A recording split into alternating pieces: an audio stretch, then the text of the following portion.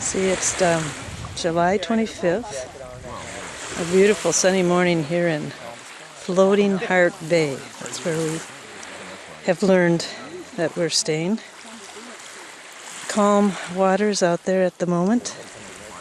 And we're having pancakes for breakfast with wild blueberries that Lisa here in front of me picked yesterday. Thank you, Lisa. You're welcome.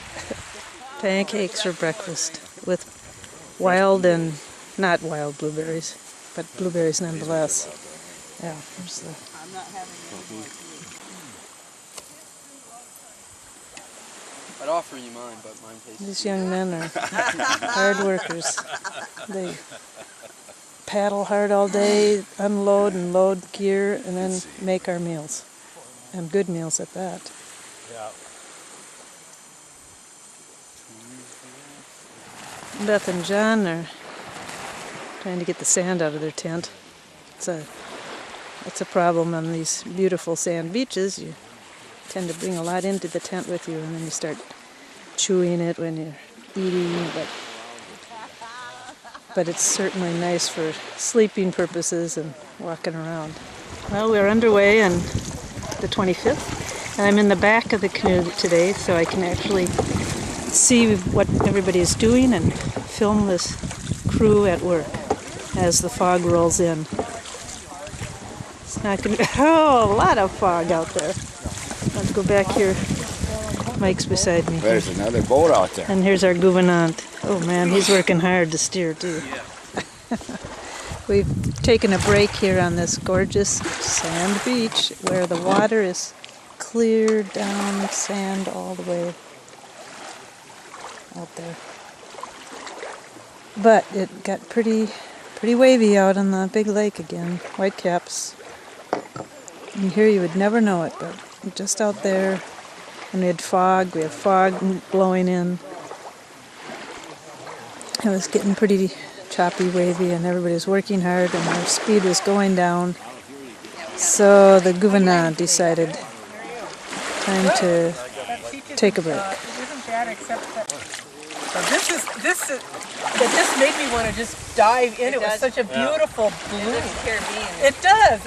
Yeah. You're deciding it's probably more glacial than Caribbean. Yeah. I don't think you find any coral here. No. It's Fossilized. Oh, somebody did. Old coral. 100 million years old. 100 million old, yeah. No live coral. No. Okay. And you are here on Lake Superior with us on this wonderful Voyager Canoe journey. How did you happen to get into this? Well, we're friends of Kate and Mike, as you know, Kate. And I knew that you were going to spend part of your trip on the Voyager Canoe, but I thought that it was all a done deal months ago. And so the times that we can't email each other, I just follow you on your website. Mm-hmm. And Mike had an entry that said there's still room on the Voyager Canoe. So I immediately contacted Naturally Superior Adventures and found out the itinerary, printed it out so Harry could read it, and we both agreed we thought we could do it, and it would be a once-in-a-lifetime opportunity. Plus, we really missed you, and we thought it would be great to catch up and hear all about your adventure and see a part of the lake we'd never get to see. Right. Well, it is an adventure so far, isn't it? Yes. It certainly is.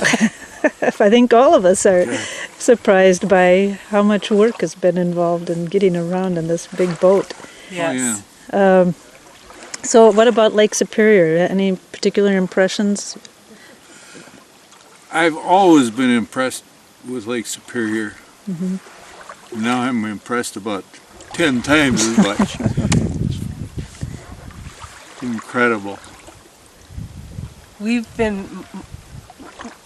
learned to love Lake Superior as children, my sisters and I. My mom and dad really, they grew up on farms in, south central Minnesota, and to see such a big lake was so stupendous for them the first time that we came up about every other year as kids, and would just go along the north shore of Minnesota and find some old, ramshackly mom and pop cabin to stay in, but just to hop among the rocks, to be able to eat on the beach, to not see the other side of a lake.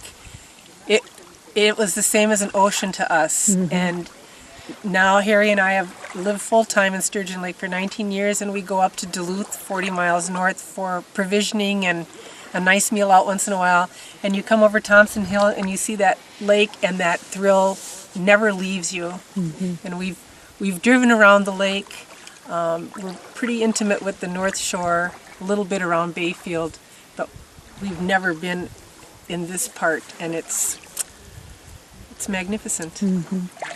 What is, and have you taken any water out of the lake yet for drinking? yes. Yeah. That's what we've been using since we started. Isn't that something? We can just go out here and Yeah. open our mouth and swallow. Right? Yes. It's pretty amazing. Yeah. Well, we're very glad you joined us, because I know Cindy would just soon spend the night in a hotel in the evening.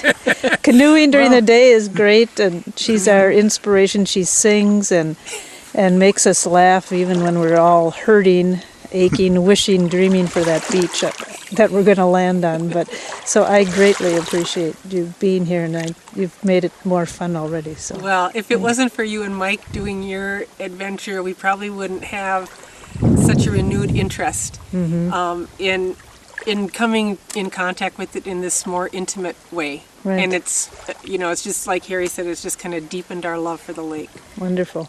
Thanks again.